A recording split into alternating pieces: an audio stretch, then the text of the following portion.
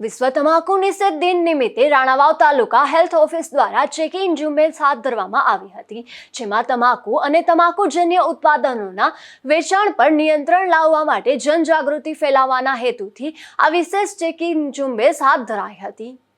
આ ઝુંબેશ અંતર્ગત આરોગ્ય વિભાગની ટીમ દ્વારા વિવિધ પાનના ગલ્લા, ગુટકા મસાલાની દુકાનો, ચા નાસ્તાની લારીઓ, તમાકુ ગુટકાની સેલ્સ એજન્સીઓ તથા અન્ય વેપારી એકમોની મુલાકાત લેવામાં આવી હતી। મુલાકાત દરમિયાન ગુટકા અધિનિયમન 2003 હેઠળની જોગવાઈના પાલનની ચકાસણી કરવામાં આવી હતી।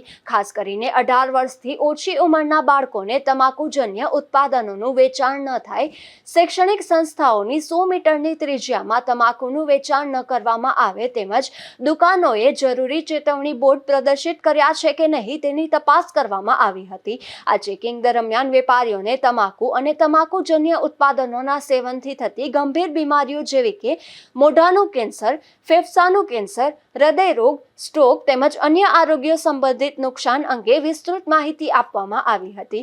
વેપારીઓને કાયદાકીય જોગવાઈનું પાલન કરવા તેમજ યુવાનો અને બાળકોને તમાકુના વ્યસનથી બચાવવા માટે સહકાર આપવા અપીલ કરવામાં આવી હતી। તેમજ દુકાનદારો અને વેપારીઓને કાયદાકીય જોગવાઈનું પાલન કરવા સૂચના આપવામાં આવી હતી। નિયમોનું ઉલ્લંઘન કરનાર સામે કાયદેસરની કાર્યવાહી પણ કરવામાં આવી હતી।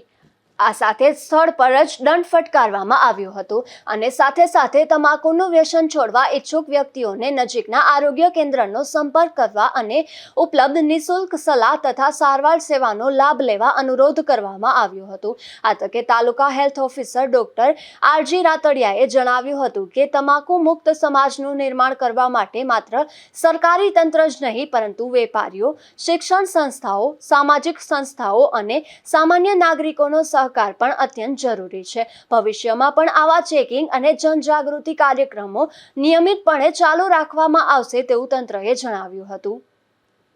નિપુલ પોપટ સાથે અશોક થાનકી, ગુજરાત ન્યૂઝ, પોરબંદર।